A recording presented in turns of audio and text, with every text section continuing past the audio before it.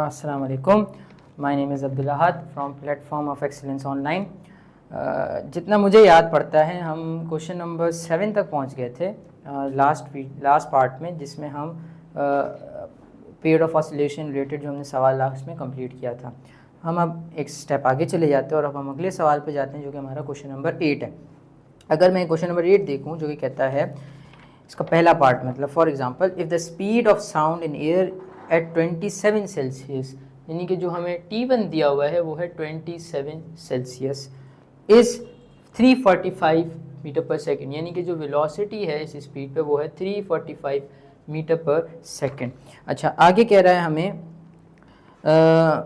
Find the speed at 127 Celsius. हमें speed को calculate करना है जब टेम्परेचर है 127 सेल्सियस। मैं पहले काम ये कर लेता हूँ कि Celsius not the SI unit of temperature, मुझे इसको SI यूनिट में कन्वर्ट करना पड़ेगा। ये एक अच्छी प्रैक्टिस रहती है कि चीज़ों को उनके SI यूनिट में रखा जाए ताकि कभी हमसे कोई गलती ना हो। और हमें ये पता है कि सेल्सियस से केल्विन स्केल में जाने के लिए हमें 273 ऐड करना पड़ेगा। So it will become 300 kelvin and similarly इस 127 में भी मुझे 273 ऐड करना पड़ेगा।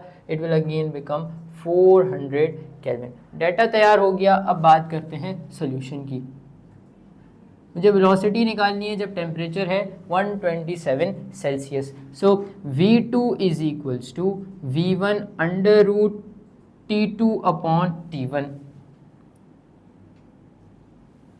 ठीक है, फॉर्मूला हमारे सामने। अब हमने वैल्यूज को रखना शुरू करना है। V1 की वैल्यू कितनी है 345 अंडर रूट, T2 की वैल्यू कितनी है 400, T1 की वैल्यू कितनी है 300।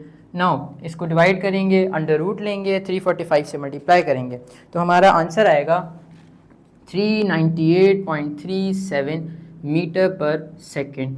यानी कि ये वो वेलोसिटी है कि जब कोई ऑब्जेक्ट ये वो वेलोसिटी है जो 127 सेल्सियस पे स्पीड ऑफ साउंड की होगी। तो हमने इसका पहला सवाल क्वेश्चन नंबर 8 का सॉल्व कर लिया। अब अगर हम इसके और के बाद जो इसका दूसरा पार्ट है उसे देखें, वो कह रहा है a source of sound and a listener are moving towards each other. देखो, डॉपलर इफेक्ट के 6 केसेस हैं। एक केस में ऑब्जर्वर सोर्स की तरफ जाता है जब सोर्स स्टेशनरी पे हो या उससे दूर जाता है, ये दूसरा केस बन गया। या जो सोर्स है वो ऑब्जर्वर की तरफ आ जाए या ऑब्जर्वर से दूर चला जाए, या दोनों एक दूसरे के करीब आएँ या दोनों एक दूसरे से दूर जाएँ। यहाँ पे हमें जो सवाल गिवन है कि they are moving towards each other, यानी कि ये वो सिनेरियो है कि दोनों सोर्स और observer, for example if this is my source and this is my observer, they are moving towards each other, ये एक दूसरे के करीब जा रहे हैं। हमें क्या कहा गया है, आगे जाएँ अगर हम सवाल में, कि with velocity of 0.5 times and 0.2 times the speed of sound respectively, यानी कि जो हमारा, अगर इसको देखा जाए, source of sound, source of sound and a listener, source of sound यानी कि VS which is basically 0.5 times speed of sound and velocity of observer यानी कि लिसनर जिसकी है 0.2 times the speed of sound. ठीक है, if the frequency of emitted sound is, अगर वो जो भी सोर्स है वो जो फ्रीक्वेंसी इमिट आउट कर रहा है वो है 2000 hertz, what we have to find, calculate the change in frequency heard by the listener. हमें फ्रीक्वेंसी के चेंज को कैलकुलेट करना है। तो हमने चेंज इन फ्रीक्वेंसी को कैलकुलेट करना है। अब ये केस है जिसमें दोनों ऑब्जर्वर और लिसनर एक दूसरे के करीब जा रहे हैं। तो F bar is equals to F V plus V not upon V minus Vs. This will be our formula when two objects are coming closer to each other. अब इसमें हमने लाके वैल्यूज़ को सब्स्टिट्यूट करना है। F की value कितनी है 2000 रख दी। V की वैल्यू कितनी है, V तो V ही रहेगा speed of sound. V not की वैल्यू कितनी है 0.2V डिवाइडेड बाय V ऐसे कैसा माइनस VS की वैल्यू कितनी है 0.5V। अब मैंने इसमें इसको ऐड करना है तो F bar is equals to 2000, अगर मैं इसको जल्दी से ऐड कर लूँ, it will become 1.2 V divided by 1 minus 0.5 will become 0.5 V से V cancel out, it will become 2000 1.2 divided by 0.5, अगर मैं इसको डिवाइड करूं और 2000 से मल्टीप्लाई करूं, the answer will be 4800 hertz. This will be my apparent frequency. I have to find change in frequency. मुझे change in frequency find out करनी है. तो change in frequency find out करने के लिए जो फ्रीक्वेंसी मैं सुन रहा हूँ उसको माइनस कर दूंगा उस फ्रीक्वेंसी से जो प्रोड्यूस हो रही है, यानी कि 4800 minus 2000, this will be equals to 2800 hertz. This will be my change in frequency. तो अब हमने अपने मॉडल पेपर पे जितने न्यूमेरिकल्स थे सब सॉल्व कर लिए. अब हम आते हैं क्वेश्चन नंबर 2 पे, जो कि है हमने डायमेंशंस प्रूफ करनी है. अगर मैं पहली डायमेंशन देखूं जो कि है बेसिकली सेंट्रीपिटल फोर्स की mv²/r. अब अगर मैं फोर्स की डायमेंशन की बात करूं, यानी कि मैं अपने इस लेफ़्ट साइड की बात करूं, तो फोर्स की डायमेंशन होती है mL/t-2.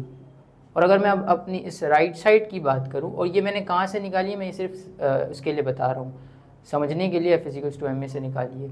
अगर मैं अपनी राइट साइड की बात करूं जो कि है बेसिकली mv²/r.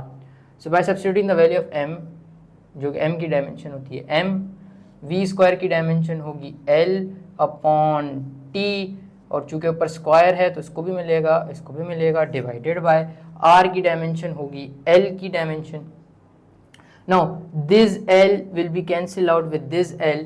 सो पीछे क्या रह जाएगा मेरे पास, जो रह जाएगा वो होगा m, यहाँ से m आ गया, एक l तो कैंसिल हो गया, यानी कि एक l बचा है, और अपॉन t².